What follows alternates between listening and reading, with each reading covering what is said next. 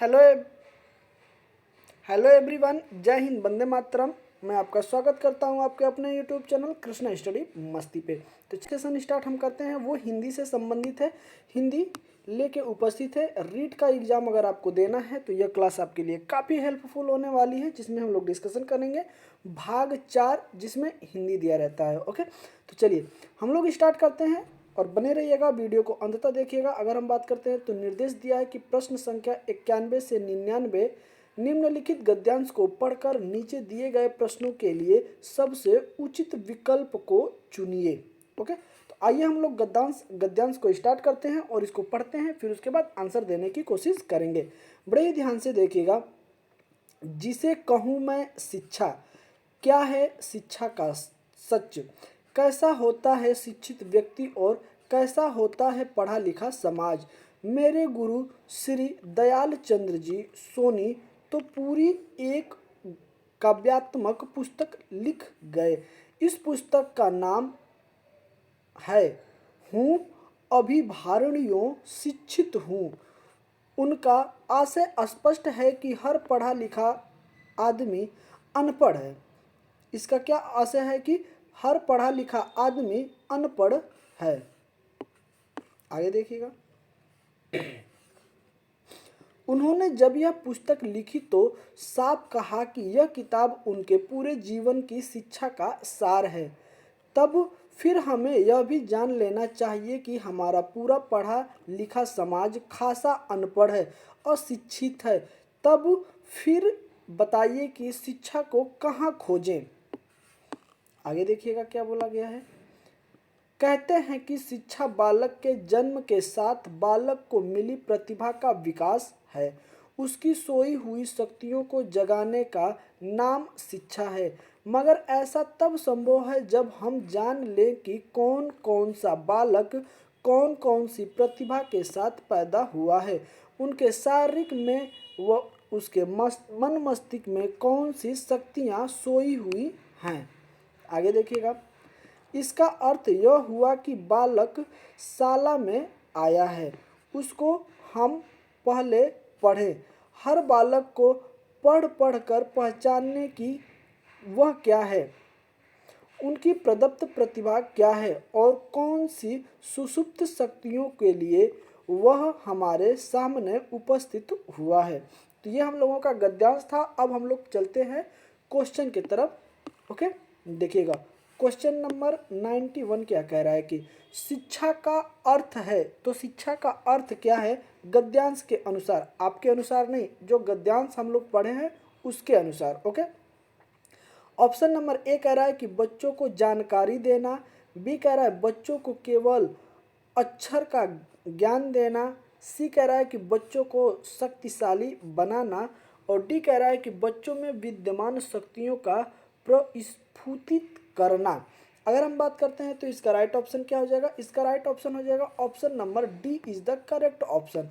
Okay, कि बच्चों में विद्यमान शक्तियों का प्रतिपुष्टित करना। ओके, ऑप्शन नंबर क्या हो जाएगा, D is the correct option.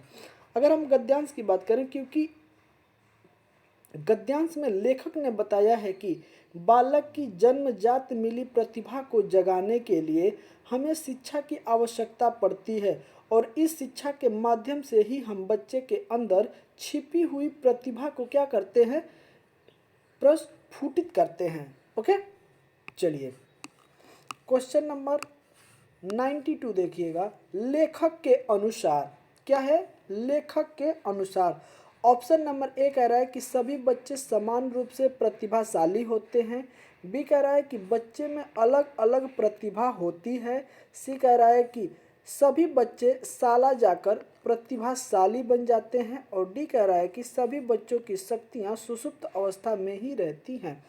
अगर हम बात करें तो इसका राइट ऑप्शन क्या हो जाएगा, राइट ऑप्शन हो जाएगा B is the correct option. Okay, कि बच्चों में अलग अलग प्रतिभा होती है। क्या होती है, बच्चों में अलग अलग प्रतिभा होती है, B is the correct option. आगे देखिएगा। अगला है 93 कि बच्चों को शिक्षा देने के लिए सबसे पहले क्या जरूरी है। ऑप्शन नंबर ए कह रहा है कि प्रतिभाओं के विभिन्न स्वरूप जानना, बी कह रहा है कि बच्चों को प्रतिभाओं के अनुसार वर्गीकृत करना, सी कह रहा है कि बच्चों की समस्त क्षमताओं प्रतिभाओं को जानने के लिए उन्हें पढ़ना, और डी कह रहा है कि बच्चों को पढ़ाना। अगर हम बात करें तो इसका राइट ऑप्शन क्या हो जाएगा, इसका राइट ऑप्शन हो जाएगा option number C is the correct option. बच्चों की समस्त क्षमता प्रतिभाओं को जानने के लिए उन्हें क्या करना पड़ेगा, पढ़ना पड़ेगा।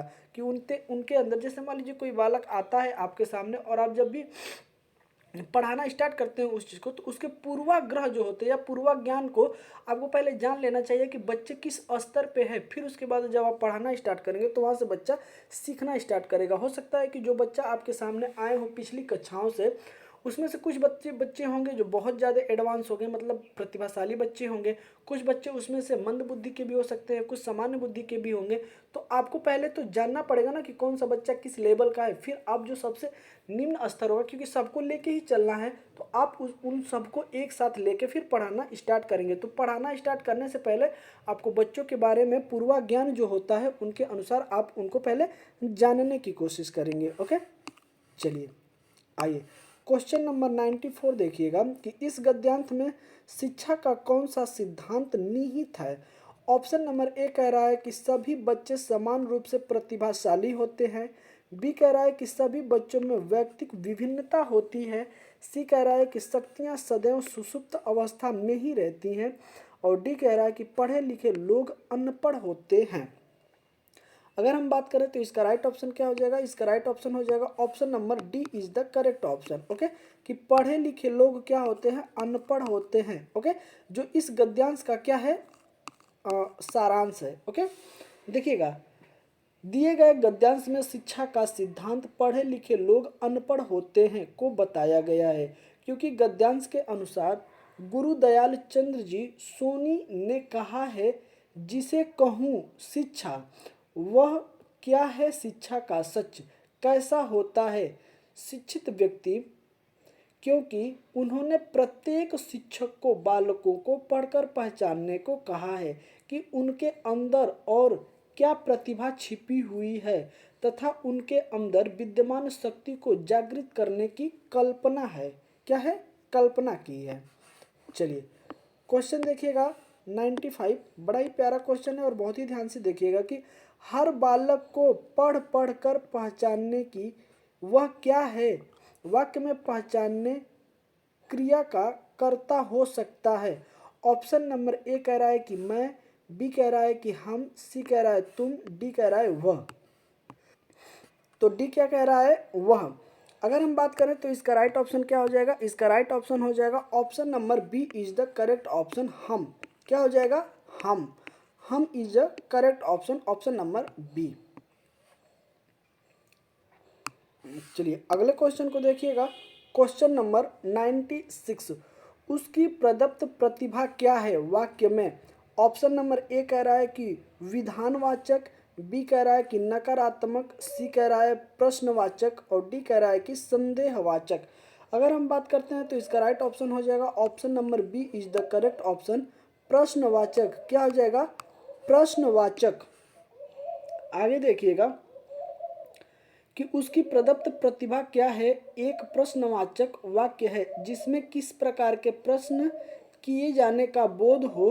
प्रश्नवाचक वाक्य होता है जैसे राम को कौन सी बीमारी है, राम को कौन सी बीमारी है, तो ये क्या है, प्रश्नवाचक है। ओके, आइए चलिए क्वेश्चन देखिएगा, क्वेश्चन नंबर 97, शरीर में इक प्रत्यय लगाने पर शब्द बनेगा। इक प्रत्यय, ऑप्शन नंबर ए कह रहा है कि शारीरिक, बी कह रहा है शारीरिक, सी कह रहा है शारीरिक, और डी कह रहा है शारीरिक। तो कौन सा प्रत्यय, शरीर में जो इक प्रत्यय लगाने से कौन सा शब्द बनेगा, तो वो बनेगा शारीरिक। Okay, option number C is the correct option, शारीरिक बनेगा। तो इसको बड़े ही ध्यान से देखिएगा, पहले बड़ी की मात्रा आएगी फिर छोटी की मात्रा आएगी। ओके, क्या हो जाएगा, शारीरिक। आगे देखिएगा 98 देखिएगा, बड़ा ही प्यारा क्वेश्चन है कि लेखक के अनुसार शिक्षित होना और साक्षर होना क्या है। ऑप्शन नंबर ए कह रहा है कि दोनों समान है, बी कह रहा है दोनों में मूलभूत अंतर होता है, सी कह रहा है कि दोनों पर्यायवाची हैं, और डी कह रहा है कि दोनों में बहुत बड़ा अंतर है। अगर हम बात करते हैं तो यह क्या है कि शिक्षित होना और साक्षर होना क्या है, तो दोनों में मूलभूत अंतर है। क्या है? Option number B is the correct option. दोनों में मूलभूत अंतर होता है। ओके, लेखक के अनुसार शिक्षित होना, साक्षर होना दोनों में मूलभूत अंतर होता है, क्योंकि शिक्षित होने का आशय है पढ़े लिखे लोग, और साक्षर का अर्थ है जो पढ़ाना लिखना जानता हो। ओके, साक्षर का मतलब क्या होता है? जो पढ़ना लिखना जानता हो, और शिक्षित का मतलब क्या होता है? कि जो पढ़ा लिखा हो। चलिए, क्वेश्चन नंबर 99 देखिएगा। यहाँ पढ़ा लिखा होने से तात्पर्य है, ऑप्शन नंबर ए कह रहा है कि शिक्षित होना, बी कह रहा है अशिक्षित होना, सी कह रहा है कि साक्षर होना, और डी कह रहा है कि निरक्षर होना। अगर हम बात करते हैं तो इसका राइट ऑप्शन हो जाएगा option number C is the correct option, साक्षर होना। ओके, अभी हम लोगों ने जस्ट इसके पहले वाले क्वेश्चन को हम लोगों ने डिस्कशन किया कि साक्षर होना और पढ़ा लिखा शिक्षित होने में क्या अंतर है। तो शिक्षित होने का मतलब है, ओके, तो क्या हो जाएगा? पढ़ा लिखे होने का तात्पर्य क्या होगा? साक्षर होना। Okay, option number C is the correct option. चलिए आगे देखिएगा। अगला क्वेश्चन हम लोगों का कह रहा है कि निर्देश प्रश्न संख्या 100 से 105 निम्नलिखित पंक्तियों को पढ़कर नीचे दिए गए प्रश्नों के लिए सबसे उचित विकल्प का चयन कीजिए। तो आइए हम लोग पद्यांश पढ़ते हैं और फिर उसके बाद आंसर देने का कोशिश करेंगे। देखिएगा बहुत ही ध्यान से। दव्य का जहाँ जहाँ पड़ाव था, किसका? दव्य का। सत्य से जहाँ जहाँ दुराव था, सत्य से जहाँ जहाँ दुराव था, वह चला कि अग्नि बाण मारता, वह चला कि अग्नि बाण मारता, पाप की आहा आहा उखाड़ता, पाप की आहा आहा उखाड़ता, ब्रज वन गिरा गिरे, ब्रज वन गिरा गिरे पर विचार। ओके, तो ये हम लोगों का क्या था? पद्यांश था। आइए अब हम लोग क्वेश्चन की तरफ चलते हैं। क्वेश्चन नंबर 100, गिरे विचार से तात्पर्य है, गिरे विचार से तात्पर्य है। ऑप्शन नंबर ए कह रहा है कि सभी प्रकार के विचार, बी कह रहा है कि मिथ्या विचार, सी कह रहा है सत्य और हित से परे विचार, और डी कह रहा है कि उलझे विचार। अगर हम बात करते हैं तो इसका राइट ऑप्शन हो जाएगा option number C is the correct option, सत्य और हित से परे विचार। Option number C is the correct option हो जाएगा। ओके, दव्य का मतलब होता है क्या? जो यहाँ पे दिया गया था पद्यांश में कि दव्य, क्या दिया गया था? दव्य। दव्य का मतलब होता है अहंकार। क्या होता है? अहंकार। ये भी आप याद रखिएगा कि दव्य का मतलब क्या होता है? अहंकार। ओके, आगे देखिएगा। क्वेश्चन नंबर 101, नौजवान शहीद ने अग्नि बाण इसलिए चलाए क्योंकि वह, ऑप्शन नंबर ए कह रहा है कि अपना साम्राज्य स्थापित करना चाहता था, बी कह रहा है कि सुराज्य स्थापित करना चाहता था, सी कह रहा है कि ब्रज गिराना चाहता था, और डी कह रहा है कि अपनी शक्ति की गरिमा बनाए रखना चाहता था। अगर हम बात करते हैं तो इसका राइट ऑप्शन क्या हो जाएगा? Option number B is the correct option, स्वराज स्थापित करना चाहता था। Option number B is the correct option. उपयुक्त पंक्ति के अनुसार नौजवान शहीद अग्नि बाण चलाकर स्वराज स्थापित करना चाहता था। वह अहंकार को समाप्त कर सत्य की स्थापना करना चाहता था। पाप को अपने ब्रज से उखाड़कर स्वराज की स्थापना करना चाहता था। यह पद्यांश का क्या है? तो अर्थ है। ओके, आगे देखिएगा। क्वेश्चन नंबर 102, दुराव शब्द से तात्पर्य है, दुराव शब्द से तात्पर्य है। ऑप्शन नंबर ए कह रहा है कि दुर्गम स्थल, बी कह रहा है आवरण, सी कह रहा है काठिन्य, और डी कह रहा है कि बैर। अगर हम बात करते हैं तो इसका राइट ऑप्शन क्या हो जाएगा? ऑप्शन नंबर बी, अरे sorry, D is the correct option, बैर हो जाएगा। दुराव का मतलब क्या हो जाएगा? बैर, दुराचारी। ओके, तो क्या हो जाएगा?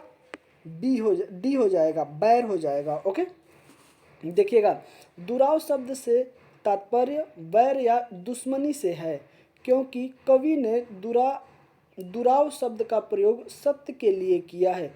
वह बताता है कि सत्य की रक्षा के लिए नौजवान सैनिक किस तरह लोगों से दुश्मनी करता है।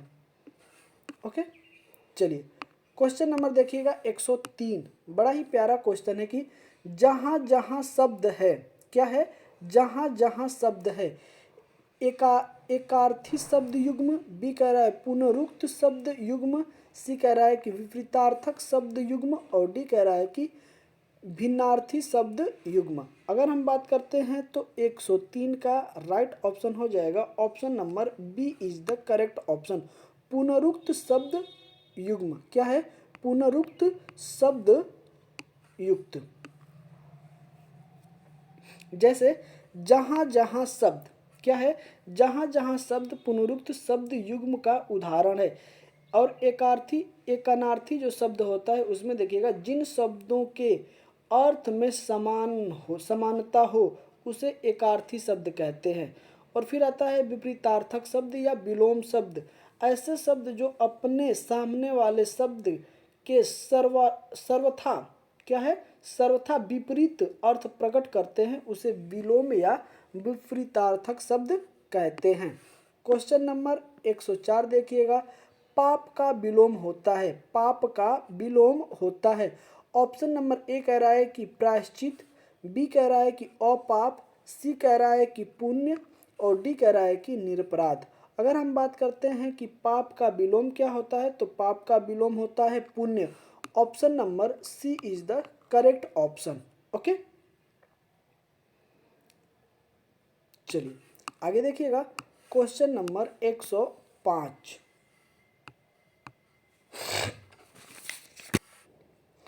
कि नौजवान शहीद ने किसे नष्ट किया। ओके, ऑप्शन नंबर ए कह रहा है कि अहंकार को नष्ट किया, बी कह रहा है कि असत्य को नष्ट किया, सी कह रहा है अहंकार और सत्य को नष्ट किया, और डी कह रहा है अहंकार और असत्य को नष्ट किया। अगर हम बात करें तो नौजवान ने किसे नष्ट किया, तो अहंकार और असत्य को नष्ट किया। Option number D is the correct option हो जाएगा। चलिए क्वेश्चन नंबर देखिएगा, क्वेश्चन नंबर 106। ओके, बोला है कि उच्च प्राथमिक स्तर पर कहानी कविता पढ़ने के बाद यह जरूरी है कि बच्चे, ऑप्शन नंबर ए कह रहा है कि प्रश्नों के लिखित उत्तर दे सकें, बी कह रहा है कि उसे अपने शब्दों में दोहरा सकें, सी कह रहा है कि विपरीत भाव की कहानी या कविता लिख सकें, और डी कह रहा है कि उन्हें अपने अनुभव संसार से जोड़ सकें। अगर हम बात करते हैं तो इसका राइट ऑप्शन क्या हो जाएगा, इसका राइट ऑप्शन हो जाएगा option number D is the correct option, option number D. उन्हें अपने अनुभव क्या करना चाहिए, संसार से जोड़ सकें। ओके, चलिए आगे देखिएगा, क्वेश्चन नंबर 107। प्लेटो का यह कथन है कि बच्चा बड़ों के बीच एक विदेशी की तरह होता है, किस भाषा सच्चाई की ओर संकेत करता है। ओके, चलिए ऑप्शन देखिएगा, ऑप्शन नंबर ए कह रहा है कि बच्चे अपनी भाषा में बोलते हैं जिसे बड़े सही सही नहीं समझ पाते, और बी कह रहा है कि बच्चा बड़ों से उम्र में छोटा होने के कारण अजनबी बना रहता है, और सी कह रहा है कि बच्चों की भाषा अपरिपक्व होती है, और डी कह रहा है कि बच्चों की भाषा के प्रति बड़ों का दृष्टिकोण संकीर्णात्मक से परिपूर्ण होता है। अगर हम बात करते हैं तो इसका राइट ऑप्शन क्या हो जाएगा, इसका राइट ऑप्शन हो जाएगा option number A is the correct option. बच्चे अपनी भाषा में क्या करते हैं, बोलते हैं, बड़े सही सही समझ नहीं पाते हैं। Okay, option number A is the correct option हो जाएगा। चलिए क्वेश्चन नंबर 108 देखिएगा, कि भाषा की कक्षा में कहानियाँ, ऑप्शन नंबर ए कह रहा है कि मनोरंजन का साधन है, बी कह रहा है कि पाठ्य पुस्तक का एक पाठ है, और सी कह रहा है कि विभिन्न प्रकार की भाषाई रचना और निरंतर विकास की भावनाएं लिए होती हैं। और डी कह रहा है कि भाषा कौशल के विकास का एकमात्र साधन है। अगर हम बात करें तो इसका राइट ऑप्शन क्या हो जाएगा? इसका राइट ऑप्शन हो जाएगा option number D is the correct option. विभिन्न प्रकार की भाषाई संरचना और चिंतन विकास की संभावनाएं लिए होती हैं। ओके, चलिए आगे चलते हैं। आगे देख लीजिएगा कि इसके साथ ही इसके ही माध्यम से अमूर्त चिंतन या शक्ति का विकास होता है। इसी के जरिए क्या होता है? तो अमूर्त चिंतन का क्या होता है? विकास होता है। ओके, देखिएगा क्वेश्चन नंबर 109, राष्ट्रीय पाठचर्या की रूपरेखा 2005 NCF 2005 के अनुसार कौन सा कथन सही है? ओके, हमें बताना है कौन सा कथन सही है। ओके, देखिएगा ऑप्शन नंबर ए कह रहा है कि भाषा केवल भाषा की कक्षा तक सीमित होनी चाहिए। बी कह रहा है कि भाषा शिक्षण एक प्रकार से अन्य विषयों की कक्षाओं में भी मौजूद रहता है। सी कह रहा है कि बच्चे विद्यालय आकर ही भाषा सीखते हैं।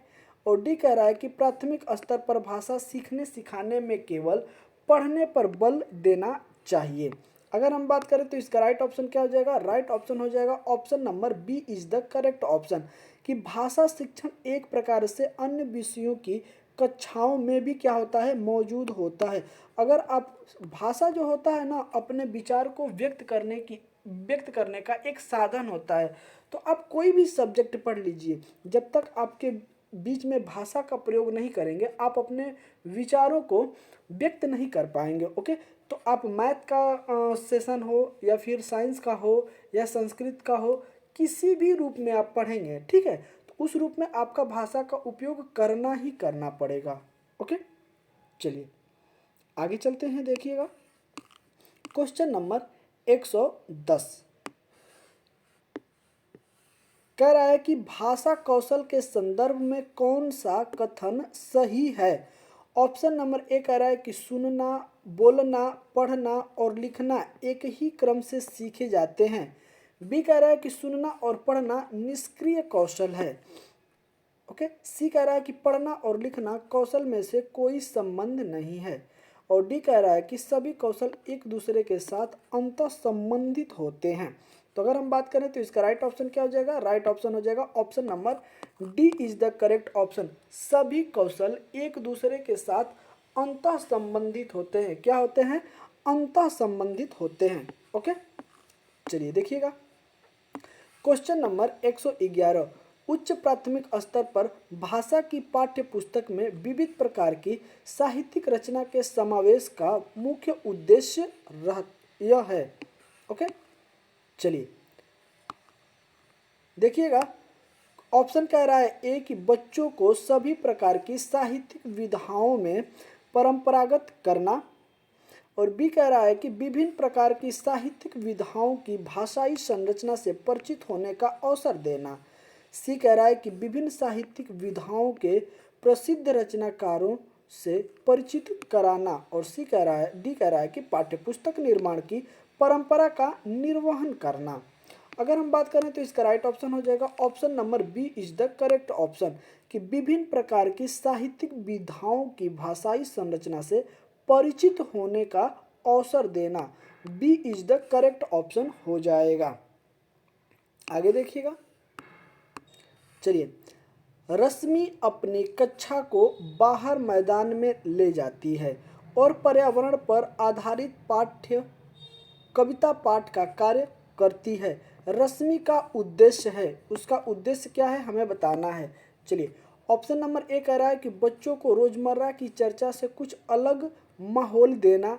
बी कह रहा है कि बच्चों को मैदान में घुसने का अवसर देना। सी कह रहा है कि मैदान के प्राकृतिक वातावरण के साथ संबंध जोड़ते हुए कविता को समझाने का अवसर देना। और डी कह रहा है कि अपने शिक्षक प्रशिक्षण में सीखी बातों का निर्वहन करना। अगर हम बात करते हैं तो इसका राइट ऑप्शन हो जाएगा option number C is the correct option. Okay, क्या हो जाएगा? C is the correct option, कि मैदान के प्राकृतिक वातावरण के साथ संबंध जोड़ते हुए कविता को समझाने का अवसर देना। Option number C is the correct option. आगे देखिएगा क्वेश्चन नंबर 113, भाषा में आकलन करने के बाद महत्वपूर्ण सोपान चाहिए क्या? ऑप्शन नंबर ए कह रहा है कि आकलन से प्राप्त आंकड़ों के आधार पर बच्चों के अभिभावकों से विचार विमर्श करना।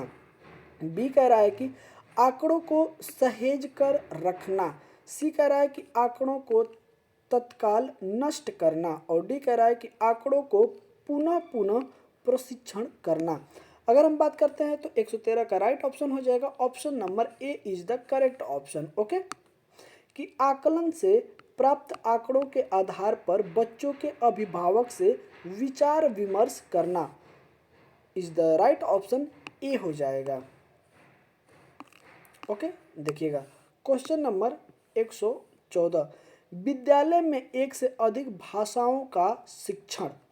ऑप्शन नंबर ए कह रहा है कि जटिल समस्या उत्पन्न करता है। बी कह रहा है कि अनेक भाषा के शिक्षकों के रोजगार को बढ़ावा देता है।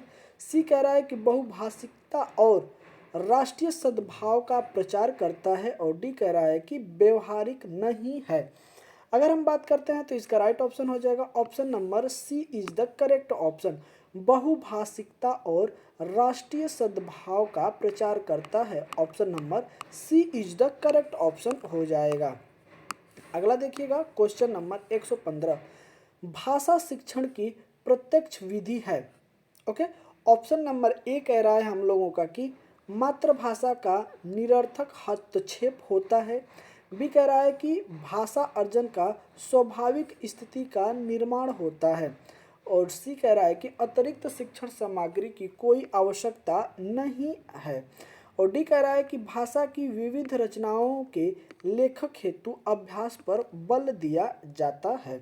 अगर हम बात करते हैं तो इसका राइट ऑप्शन हो जाएगा option number B is the correct option, कि भाषा अर्जन की स्वाभाविक स्थिति का क्या होता है, निर्माण होता है। B is the correct option हो जाएगा।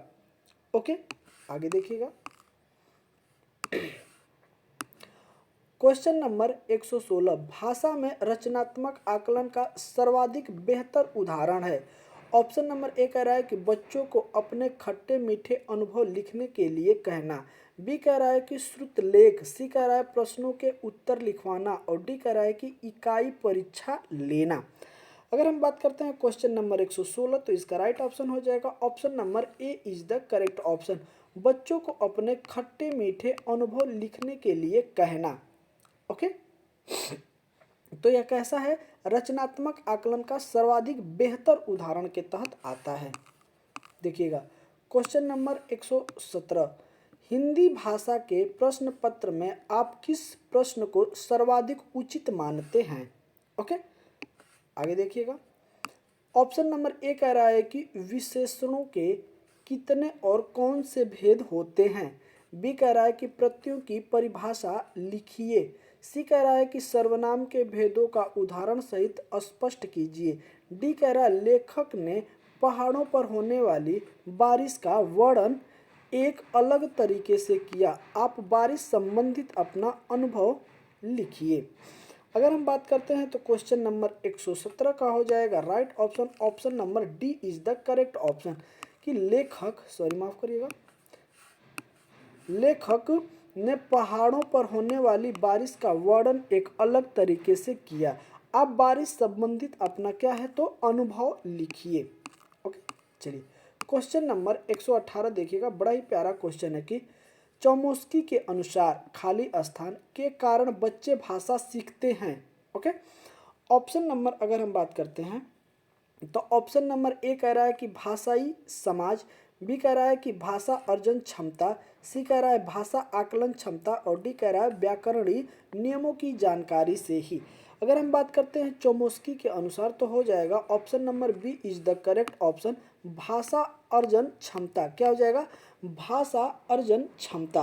ओके, चौमोस्की के अनुसार भाषा अर्जन क्षमता के कारण बच्चे भाषा क्या करते हैं, सीखते हैं। ओके, चलिए देखिएगा क्वेश्चन नंबर 119, भाषा शिक्षण में अनिवार्य है क्या? ऑप्शन नंबर ए कह रहा है कि मानक भाषा पर बल। बी कह रहा है समग्रतावादी दृष्टिकोण, सी कह रहा है विशेष आवश्यकता वाले बच्चों के साथ विभिन्न व्यवहार, और डी कह रहा है कि वर्तनी संबंधित गृह कार्य। अगर हम बात करते हैं तो इसका राइट ऑप्शन हो जाएगा option number B is the correct option, समग्रतावादी दृष्टिकोण। क्या हो जाएगा? समग्रतावादी दृष्टिकोण। आगे देखिएगा, भाषा शिक्षण में अनिवार्य है समग्रतावादी दृष्टिकोण का होना। समग्रतावादी दृष्टिकोण से आशय समग्र विकास से है। शिक्षक में बालक का जब समग्र या संपूर्ण विकास होना ही समग्रता कहलाता है। चलिए, इस सेशन का ये हमारा लास्ट क्वेश्चन होगा। सेशन आपको कैसा लग रहा है ज़रूर आप हमें कमेंट करके बताएं, और कितने क्वेश्चन आपने इसमें सही किए हैं वो भी हमें कमेंट करके बताइएगा। चलिए, अब क्वेश्चन नंबर 120 कह रहा है कि विशेष आवश्यकता वाले बच्चों की भाषा का आकलन करते समय ऑप्शन नंबर ए कह रहा है कि उन्हें प्रश्न संख्या में विशेष छूट मिलनी चाहिए। बी कह रहा है कि उन्हें अधिक अंक देने का प्रयास करना चाहिए। सी कह रहा है कि उनकी क्षमता और सीमाओं का ध्यान में रखना चाहिए, और डी कह रहा है कि उनके प्रति दया भाव रखनी चाहिए। अगर हम बात करते हैं तो उसका राइट ऑप्शन हो जाएगा option number C is the correct option, उसकी क्षमता और सीमाओं का ध्यान में रखना चाहिए। उनकी क्षमता और सीमाओं को ध्यान में रखना चाहिए। विशेष आवश्यकता वाले बच्चों की भाषा का आकलन करते समय उनकी क्षमता और सीमाओं का ध्यान रखना चाहिए। ऐसा करने से उनमें कुष्ठा की भावना नहीं व्याप्त होती है तथा उन्हें प्रोत्साहन करने से वे सीखने के प्रति क्या होते हैं? प्रेरित होते हैं। ओके, तो चलिए हिंदी का सेशन हम लोग समाप्त करते हैं, और अगला सेशन हम लोगों का अगले सेशन में लेके आएंगे भाग 5, जिसमें हम लोग इंग्लिश के बारे में डिस्कशन करेंगे। ओके, तो सेशन अब तक का आपको कैसा लगा है ज़रूर आप अपना अनुभव हमारे साथ साझा करिए कमेंट करके, और सेशन अगर अच्छा लगा हो तो ज़्यादा से ज़्यादा लाइक शेयर कीजिए, जिससे कि अन्य लोगों के पास भी यह सेशन पहुंच सके जिन्हें भी रीट का एग्ज़ाम देना है, उनके लिए यह सेशन काफ़ी हेल्पफुल होने वाला है। ओके, चलिए, अगर चैनल पे पहली बार विजिट कर रहे हैं तो चैनल को सब्सक्राइब कर लीजिएगा, बेल आइकन को प्रेस कर दीजिएगा, जिससे कि आपको अन्य जानकारियाँ भी साथ साथ प्राप्त होती रहें। तो चलिए, हम आपसे विदा लेते हैं और मिलते हैं आपसे अगले सेशन में। तब तक के लिए जय हिंद, वंदे मातरम, अपना ख्याल रखिएगा।